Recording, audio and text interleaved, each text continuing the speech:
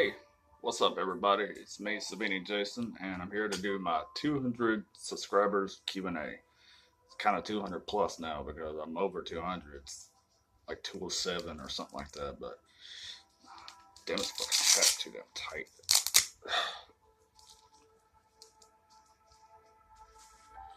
There we go.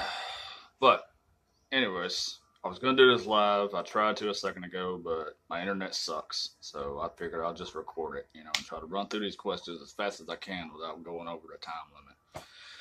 So it don't take me all fucking day to upload this video. And starting off with number one, it's posed by one of my best buds on Facebook, Troy Willis, who posts these hilarious, fucking just awesome memes every day. And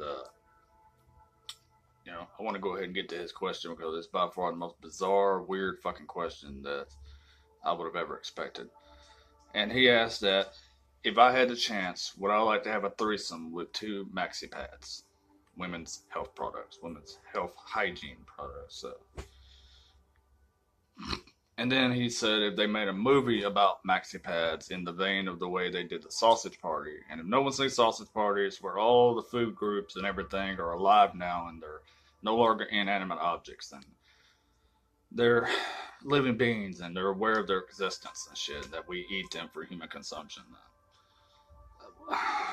To make a movie about maxi pads, like what the fuck, dude? A maxi pad doesn't even have a life. All they do is get shoved up people's asses and walk around in menstrual blood. It's just.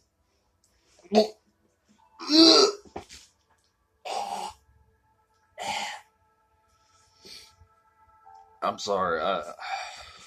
That's just disgusting. That's so fucking sick. No, hell no. I would not have sex with two maxi pads. Bloody or not, I'm not fucking doing it. That's just disgusting. That is so gross and so vile. That's just no way. And I don't even want to see a movie about maxi pads. I'm sorry. Robbie Long might want to see it from Ogre Boy 92, but I do not want to see a movie about bloody maxi pads. So, Troy, I'm sorry, dude, but no. Moving on to number two, it's going to be posed by my friend Ethan Self from Facebook. Ethan asked me, "Has there ever been a movie that I watched that I felt a personal connection to, or that I could relate to on certain levels? Like, has there ever been a character from a movie that I could relate to on so many different levels?" And yeah, man, I had to say Jason Voorhees. Definitely Jason, because he was so horribly treated at the camp, by all these other kids and just bullied severely throughout his life, his early childhood. And I didn't experience that in my childhood, but in my teenhood, I experienced some very horrible, severe bullying at the hands of other kids in school. And, even Michael Myers and Rob Zombie's Halloween, that's a perfect example right there, bullying and how it can shape your life. And no, I didn't go psychotic and take it out on my bullies and kill the shit out of them like they did, but it took a lot. It takes a lot of perseverance and a lot of self-determination to, not go down that dark path. Because if I would have allowed myself to go down that path, I would have never came back from it.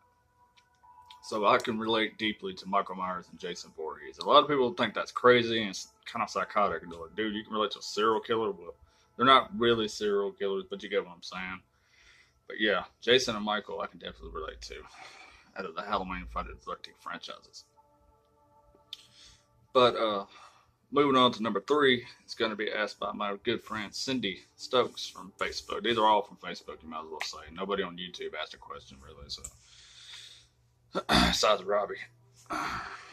But, anyways, let's see. Cindy, you asked me if I could be in any horror movie, what would it be and what character, what stereotypical character would I want to play? Would it be the jock, the stoner, or the geek? Or the guy, the hot guy that gets the girl? And we all know I'm not that guy, obviously. But to answer your question, I would obviously be the geek. like the Randy from the Scream films. I would be that guy, or I'd be Ned from Friday the 13th Part 1. I've always felt a good uh, comparison of Ned because I'm basically just like that dude in real life. Ned never had a girlfriend, obviously, and he was always goofing off. He was always a big kid at heart and just goofing off and being obnoxious and making people laugh, doing things to make people laugh. And that's what I do every day in real life. I'm basically the real life Ned. Not the real life Ned Flanders, okay, but Ned from Friday the 13th. Basically what I'm like every day. And that's no bullshit. So, yeah, I would definitely be Ned, and I would probably die. But I'd have fun. I'd laugh before I died. So, you know, that's my way of answering that. I would die laughing. Uh, Now, number 4 comes from my friend Esley. He said, now usually Esley asks a bunch of questions. I was surprised he only asked me one, so he asked a good one though. He asked what I've thought of Ryan Reynolds as the voice of Chucky. Now we all know that Mark Hamill has been selected to be the voice of Chucky in the new Child's Play film. But Ryan Reynolds, he's interesting, but it's just he's so damn, associated with Deadpool now that I don't think Ryan would be suited for a character like that. Like, I'm not saying that Ryan Reynolds couldn't dig deep and get very sinister and very dark and evil all of a sudden with a character, but the dude's got a lot of range acting wise, and he could do anything if he really wanted if he puts his mind to it. But because Ryan Reynolds is very talented, but I don't think I would want to see him as Chucky because, like as many people are saying now, when they think of Mark Hamill as the Joker, him voicing Chucky, they're like, "Oh, we're going to hear is the Joker, dude." When I think of Ryan Reynolds, all I'm going to think of is Deadpool because Ryan Reynolds is he's so much like Deadpool that it's perfect casting for that because he is a smart ass. He is an asshole that always makes people laugh and shit, and just I don't know, dude. I think he would be too much like Deadpool if he did Chucky. It just wouldn't fit. He's not that right actor for that because he's not really a voice actor, and I don't think I'd want to see him in that kind of role. I don't think he would fit that mold. But Mark Hamill's going to be fucking amazing as Chucky. That's something I cannot wait for. As like many people have said, Dave McRae and a few others, even if there's a tiny little shred of the Joker's voice in his performance as Chucky, which you can expect because it's the same actor, but it doesn't matter because it's going to be phenomenal. Mark Hamill is fucking great as anything he's done. Luke Skywalker, the Joker, all kind of shit. He's done all kind of voiceover work, not just the Joker, but everything else. But I can't wait to see him. Can't wait to hear him as Chucky. Now moving on to number 5 is going to be from Robbie Long, Ogre Boy, 1992 on here. Okay, so he says, now this is more in my kind of neck of the woods when it comes to questions. This is more my shit. He asked, who would win in a fight? Batman versus Jason Voorhees. Winner take all. That's a damn good question, man. I've always heard people say, like, who would win Batman versus Freddy Krueger, and that would have been a great fight, too. But Batman versus Jason, almost immediately when people bring that up, they're like, well, no shit, dude, it's going to be fucking Jason, Get the fuck out of here. Jason's an unstoppable killing machine, and he can't die. Batman's just a regular guy, everyday Joe, with his wits. His amazing, remarkable intelligence alone is his best asset. But that's why Batman would win, because intelligence is something that put Batman over many other foes and many enemies over the years. He defeated Superman numerous times, and he didn't need just fucking, what is that shit? Kryptonite. He didn't need just kryptonite to defeat him, But, I guess someone like Jason, you gotta remember, Batman never underestimates his opponents, his adversaries. He always calculates the outcome of each fight. And he's going to be prepared. He's the king of prep time, so best believe if he knew he had to go toe-to-toe with Jason Voorhees, he's going to be prepared for that. Plus, you got to think about which Jason is he going after. Like, if he's going against the Jason from parts 2 and 3, then no question, Batman whoop his ass all day. That was the weakest Jasons we've ever seen.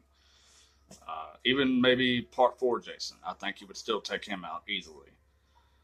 Uh, Even though he was more vicious and more ferocious at that point, a little bit more stable. He knew what he was doing at that point. He wasn't so clumsy anymore. But uh, any Jasons past part 5 would give Batman a hell of a run for his money. But Jason X is the one that Batman would probably not beat. No question about it. Jason X would slaughter Batman fucking all day long. But damn, dude, that's a hard one because I would say that Batman would probably use some of Dr. Crane's fear toxin, the Scarecrow. Uh, this is nerd talk for anybody who doesn't know who the fuck Dr. Crane is. He's the Scarecrow in the Batman mythos. And I think he would use Scarecrow's fear toxin to make Jason afraid of water, obviously, or fear something to work to his advantage. So, that's a hard one, man. I can't really say who I think will win because that's that's a tough one. I'm gonna go with Batman though because I think Batman could win his way out of anything. He'd work his way out of any situation. So, as much as I love Jason, don't get me wrong, but I'm gonna go Batman. At number 6 is gonna be from Heather Horton on Facebook. And Heather, I didn't get to write down your entire question, but I got the gist of it. Sorry, it's just I've been running on fumes this morning and I got some coffee. She asked, "Have I ever milked a cow?" And something about a goat, or have I ever went horseback riding and shit like that? No, I haven't. I really haven't. I've never milked a cow. I've never been on a horse and don't want to be on a horse. That's something I ain't never gonna do because I ain't about to be like Christopher Reeves and get my fucking shit broke. Fall off the son of a bitch and then I'm fucked. I'm in the hospital for the rest of my life with a broke back, broke neck. Hell no, fuck that. I ain't getting on no damn horse. And milking a cow, I've never done that, but it looks like fun. I wouldn't mind milking a cow. It'd be pretty cool, I guess. Just say I've done it. She said something about goat too. I can't remember what it was about a goat, but if you're watching this, Heather, let me know down below in the comments what the rest of the question was. But to answer your question, no, I've never had a chance to do either of them things. I wouldn't mind milking a cow, but I don't want to ride a horse. I don't want to be anywhere near a horse, so screw that shit. uh, Now, number 7 by one of my good buddies on Facebook, Wes Gleason. He asked, "What is my favorite subgenre of horror, and what is my favorite movie of said subgenre?" And there's a few subgenres in the horror community or the horror genre that I like, that I enjoy quite a bit. And one of them is got to be found footage. I actually enjoy the paranormal activity movies. And not everybody likes found footage. It's often frowned upon in the horror community and shit. They're like, found footage, it's kind of stupid and shit because of Blair Witch Project. That movie sucked ass, but not every found footage movie sucks. I thought the Paranormal Activity movies did it damn good. They did an awesome job of it. And it would probably be Paranormal Activity 2. Yeah, that's one of my favorite found footage movies. And then you have the zombie genre. And Return of the Living Dead would be for that. I love Return of the Living Dead. It's one of my favorite fucking all-time zombie movies. Favorite zombie movies. So, Wes, I hope I answered your question the best I could, man. And thank you for asking that awesome fucking question.